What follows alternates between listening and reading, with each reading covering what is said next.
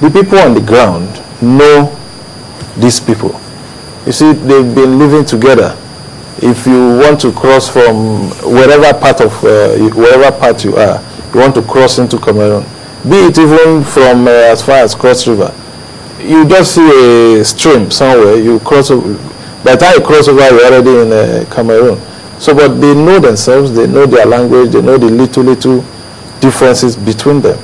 You know, that's why it is important for those on the ground to join the fight actively against these insurgents, because it is the local government chairman, it is the ward chairman, it is the governor that knows his people.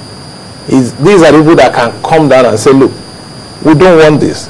What I'm saying is, we have a situation where we are waiting for those in Abuja to come and know these people. They cannot easily know them. You know, like in the eastern part of Nigeria, when the kidnapping was becoming too much, some of these governors say, look, if we trace any kidnapper to your house, we'll demolish the house. You know, so the people in the north must be seen to be doing similar things. When there were serious kidnapping in the Niger Delta, the governors went to the creek and negotiated with these boys. And some level of commitment was extracted from them.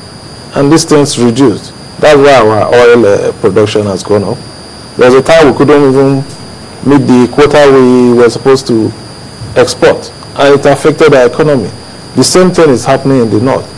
We look at it from this part that we are in the south, and that this thing is happening in the north. It's not true. If those economies are not moving, those of their brothers that are working here in the north, in the south, must be sending home money that they would have used here, which means what they earn is no longer enough. And what that part of the country should contribute to the national economy, we are losing it. We need the governors of these states to come down, to take the fight to the street.